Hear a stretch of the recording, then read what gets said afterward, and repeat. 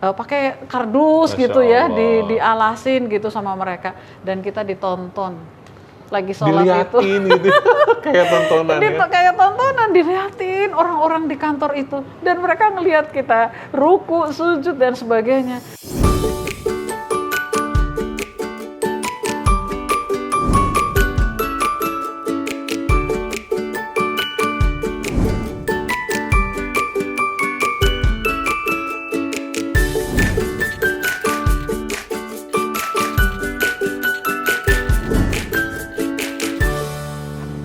Di dalam perkembangan teknologi yang luar biasa ini, apalagi di era informasi, kita diperkenalkan dengan borderless, tidak terkait dengan sebuah wilayah, sebuah negara, atau sebuah tempat. Nah, kita betul-betul diperkenalkan dengan masyarakat dunia ya, Bun ya. Masyarakat dunia secara luas, dan itu bukan hanya bersuku-suku, berbangsa-bangsa, beraneka ragam budaya, beraneka ragam agama. Nah, kita sebagai seorang orang tua itu kan perlu menanamkan bagaimana mereka bangga menjadi seorang Muslim. Wah, kepada anak-anak kita, Bu. Yeah. Makanya di episode kali ini kita ingin membahas tentang itu. Ya, ini sangat inline dengan bukunya Muhammad Ismahiro, Bangga Menjadi Anak Muslim. Yeah. Memang Rasulullah dulu meminta para sahabat untuk bangga gitu, Bun, atau seperti apa sih dulu gitu ya, sehingga jadi kita begini, punya ini aja ya. Iya, ini kan kisahnya lanjutan dari hijrah. Dari hijrah. Ya. Setelah hijrah ke Madinah, orang tuh dulu kan belum ada sosial media ya. Belum. Nah, orang belum tahu wajahnya Rasulullah Shallallahu Alaihi Wasallam tuh kayak Yang apa. mana? Nah, yang mana? Mereka tuh sudah menunggu-nunggu. Makanya ketika ada yang bertugas kan di atas pohon kurma ngintip gitu, ngelihat, dari kejauhan ada. Mereka sampai menyanyikan lagu semua hafal kan. Dan orang tuh mengira saat itu kan Abu Bakar yang Rasulullah itu ya? Iya, gitu. Jadi dikiranya tuh karena Abu Bakar yang diunta kan, jadi dikiranya beliaulah yang adalah Rasulullah. Jadi bukan ternyata gitu. Nah, tapi yang hebat adalah ketika peristiwa di Madinah, yang dilakukan pertama kali oleh Rasulullah SAW adalah apa? Membangun masjid. Ya kan? Membangun masjid dulu. Betul, membangun Masya masjid bukan hanya sebagai tempat beribadah, tapi juga tempat aktivitas sosial. Masya Allah. Di Madinah saat itu, Kang Nugi, kan banyak golongan ya. Ada golongan orang mukmin tentu saja, ada orang kafir Quraisy masih gitu ya kan, gitu masih. Terus ada juga orang Yahudi, gitu, ada orang Yahudi. Nah, hebatnya adalah ketika Rasulullah SAW datang, beliau mempersaudarakan antara kaum muhajirin dengan kaum ansor, terus kemudian beliau membentuk Piagam Madinah. Itu undang-undang pertama. Betul. Undang-undang pertama dalam sejarah Islam yang Masya dalam Allah. bentuk tertulis. Masya Allah. Dan betapa damainya kemudian kehidupan di Madinah. Dan dulu di Madinah itu ada dua golongan juga ya, dua suku ya yang sering suku kali besar, yang sering kali berantem. Dan ada Rasulullah jadinya damai. Nah, gitu. Dan itu loh yang membuat ternyata, dan orang-orang kafir itu mereka saat itu sangat merasa nyaman dipimpin oleh kaum muslimin, dipimpin oleh Rasulullah Muhammad. Masya Allah, gitu kan, mereka nyaman, tidak ada mereka tidak merasakan walaupun mereka minoritas ya kan? Gitu, nggak ada ya? Tidak ada kezoliman, tidak ada apapun, dan makanya wajar kan kata Allah di Quran surat Ali Imran ya, ayat 110. Kuntum khairu ummah ukhrijat linnas ta'muruna bil ma'ruf wa tanhauna 'anil munkar wa tu'minuna billah. Kalian adalah umat terbaik yang dilahirkan untuk manusia, menyeru kepada yang ma'ruf, mencegah dari yang mungkar, dan beriman kepada Allah. Jadi itu tiga itu, Kang Nugi, gitu, tiga itu, dan itu sudah dilakukan dan sudah dicontohkan. Jadi kenapa sekarang kita malu ya, banyak anak muda misalnya mungkin ya malu menunjukkan identitas, menunjukkan identitas, menunjukkan jati diri bahwa I'm a Muslim gitu. Padahal seharusnya kita semua ini kata Allah kuntum khairu ummah gitu. Umat terbaik. Kalian itu umat yang terbaik yang pernah dilahirkan untuk manusia gitu. Jadi kebanggaan terhadap kita sebagai seorang muslim itu harus dari kecil. Masya Allah. Nah, ini justru pertanyaannya. Bagaimana menanamkan kebanggaan itu dari mulai anak kita tuh masih kecil, sehingga itu nempel banget gitu sampai dewasa. Banget. Iya. Ajarkan kepada mereka, Kang Nugi, untuk menunjukkan bahwa misalnya begini, ya, hal-hal sederhana. Mau minum. Iya. Ya, atau kita datang bawa anak kita, ternyata kita ke acara misalnya, ternyata standing party, misalnya gitu ya. Gak ada kursi, atau kalaupun kursi sedikit, sering kan.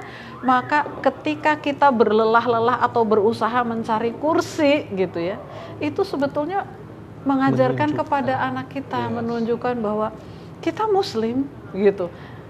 Memang dosa makan sambil berdiri? Enggak. Minum sambil berdiri berdosa? Ya enggak juga, enggak berdosa. Hanya kenapa kita melakukan itu? Karena Rasulullah SAW melakukannya, kan gitu.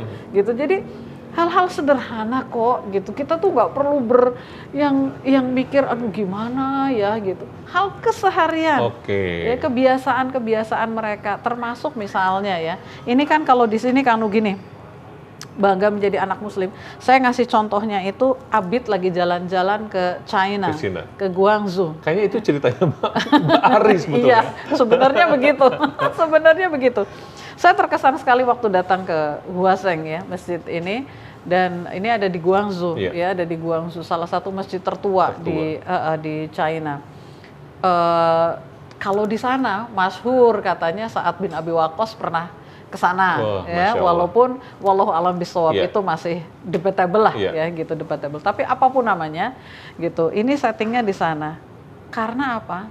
Karena banyak loh, Kang Nugi, beberapa kali mungkin ya kita kan suka jalan-jalan ya, suka traveling. Banyak orang yang mungkin teman-teman ketika kita traveling gitu, ketika kita datang mengunjungi tempat-tempat yang seperti itu, mereka tuh dengan mudah mengikuti kebiasaan, misalnya makan gitu. Ya. Akhirnya nggak memperhatikan kehalalan. Betul, nggak memperhatikan kehalalan, atau ya satu itu, yang kedua sholat. Waktu sholat. Saya pernah Kang Nugi datang waktu ke China itu ya, kita ketemu, ada relasi lah di sana. Begitu masuk waktu sholat kan kita izin kan mau sholat. Mereka bingung gitu, sholat itu apa gitu ya, sholat itu apa ya, kami harus sholat gitu. Itu kan nggak ada dong tempat sholat di sana. Saya bilang saya bisa berwudu di mana saja gitu. Wudu, kita sholat, disediain akhirnya pakai kardus Masya gitu ya, Allah. dialasin gitu sama mereka, dan kita ditonton lagi sholat, diliatin itu gitu. Kayak tontonan ya. Kayak tontonan, diliatin orang-orang di kantor itu, dan mereka ngelihat kita ruku, sujud dan sebagainya, dan setelah selesai pokoknya mereka tepuk tangan. Ya Allah Rabbana.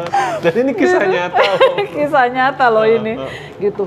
Wow, kata mereka itu ya. Pas dibilangin sholat itu berapa kali? 5 kali dalam sehari gitu. 5 kali dalam sehari. Terus saya ngejelasin subuh itu jam berapa, mereka kaget kan, what gitu, jam segitu udah bangun untuk sholat subuh, kalian tuh nggak rajin amat. Iya gitu, emang nggak ngantuk ya, pertanyaan-pertanyaan seperti itu. Jadi mungkin banyak orang yang merasa malu atau nggak enak, nggak enak ketika disuguhin, ya kita bilang aja gitu, oh saya nggak bisa makan gitu, oh ini bukan no pork kan gitu ya. Ini halal gitu, karena buat mereka halal itu adalah selain babi misalnya gitu, padahal kan halal buat kita panjang gitu, dari hulu ke hilir. Dari hulu ke hilir. Jadi kita nggak mau makan. Oh, jadi mereka belajar Kang Nugi. Sampai saya pernah diminta untuk baca Al-Quran di depan mereka. Masya Allah. Ya, waktu saya tunjukin. Really itu mah beneran? Ya, beneran. Ini kan Al-Quran gitu ya. Saya bilang ini kitab suci kami gitu. Dan kalau di agama kami membaca kitab suci itu, membacanya saja itu mendapatkan pahala gini-gini. Terus dia bingung. Ini dibaca, iya, sampai selesai, iya. Wah, nggak habis pikirkan mereka. Coba kamu baca gitu. Pas lagi saya baca, didengerin sama mereka tuh terbengong-bengong, terus kata mereka, indah sekali katanya gitu ya. Masya Allah kan, gitu. Jadi Wow. apa sih yang membuat Iya. kita harus tidak bangga, dan ajarkan itu sama anak-anak ketika traveling, ketika dimanapun, dari kebiasaan-kebiasaan kecil. Saya jadi punya pengalaman, Mbak. Ini juga bisa jadi buat semua ayah bunda nih. Ketika saya datang ke Yerusalem nih, waktu itu ya, Yerusalem itu, di dekat tembok ratapan, kan di situ ya udah jelas itu Yahudi semua gitu kan. Orang-orang Yahudi itu ada Yahudi muda, keren-keren, ganteng-ganteng ya. Mereka bawa Talmud gitu ya. Terus mereka sambil baca gini. Dan itu di mana-mana, dan mereka ngerasa keren gitu. Sedangkan ya mereka bawa kitabnya aja mereka tuh udah bangga. Betul. Nah kayaknya kita perlu menanamkan itu kepada anak-anak kita ya Bunda. Makanya kalau di Cordoba Qur'annya keren-keren kan. Salah satu cara untuk menjadikan bangga itu. Bangga. Jadi kenapa kami membuat Quran dengan segala macam bentuk variannya, biar orang tuh bangga gitu. Coba lihat orang lain aja bangga kok, kenapa kita malu-malu bawa Al-Quran kayaknya disembunyi-sembunyiin gitu, nggak perlu gitu. Dan itu memang dari mulai kebiasaan anak-anak ya, hal-hal yang sederhana tanamkan kepada mereka sampai halal, label halal. Ya, biasakan itu ke anak-anak. Kan kayak yang sederhana ya, iya nggak? Kayak yang sederhana, tapi itu mengajarkan kepada mereka bahwa iya kita memang Muslim gitu ya, kita Muslim dan we are different from the others, but itu jadi keistimewaan kita. Betul gitu. Ya. Orang nggak akan, misalnya kayak saya mungkin ketika datang ke negeri yang penduduknya sebagian besar non-muslim, kan mereka heran kan kenapa pakai jilbab. Ada yang berani bertanya kan, kemudian bla bla bla. Kayak relasi kami itu yang di China itu, ketika datang kedua kalinya ke sana, mereka udah tahu ini udah nyediain makanan halal. Ini ada halal, ada capnya, logonya halal kan gitu. Terus tempat sholat mereka udah sedia. Gitu. Ya, mereka sudah belajar dari situ gitu. Mereka indah sudah sekali belajar. Akhirnya ya. Indah sekali, Masya Allah. Jadi mungkin berlelah-lelah. Jadi jangan terlalu jangan terlalu ngasih keringanan gitu. Dan apa yang dilakukan oleh Bunda Ari tadi itu adalah buah dari didikan orang tua. Bagaimana menanamkan kebanggaan sebagai seorang Muslim, sehingga ketika dewasa pun terbawa kemana-mana, walau ke sebuah negara yang non Muslim sekalipun gitu ya Bunda. Betul, sebetulnya sih saya kan nggak terlalu intens gitu. Iya, itu nggak terlalu intens ya. Cuman memang bapak saya Kang Nugi ya, beliau dengan kesibukan beliau, dengan kesederhanaan beliau nggak terlalu mikirin yang gimana-gimana ya, karena saya hidup dengan bapak. Tapi satu hal yang selalu diingatkan oleh bapak saya adalah sholat. Itu. Jadi mau gimana pun kamu gitu, yang penting tetap sholat gitu. Jadi saya dulu ketika dengan teman-teman ya, sebelum seperti sekarang gitu, tapi segimanapun saya waktu itu mau main apa sholat dulu yuk, sholat dulu. Bahkan dulu saya punya teman yang ya mabuk gitu ya, itu saya masih tetap ngajakin dia sholat gitu ya, tetap yuk sholat yuk gitu, sholat. Jadi sholat sambil teler gitu ya. saya enggak alhamdulillah gitu, hanya ya seperti itu. Tapi beneran loh itu nempel banget ya. Saya sempet juga ya, karena saya bisnis di bidang event misalnya dan lain sebagainya, terus ada yang ngajakin, Gi yuk ini nih ada kesempatan event di suatu tempat gitu, tempatnya itu klub malam gitu. Betul. Terus ini eventnya gede loh, nilainya bla bla bla bla bla. Terus akhirnya saya ngomong, beneran lu ngajakin gue gitu.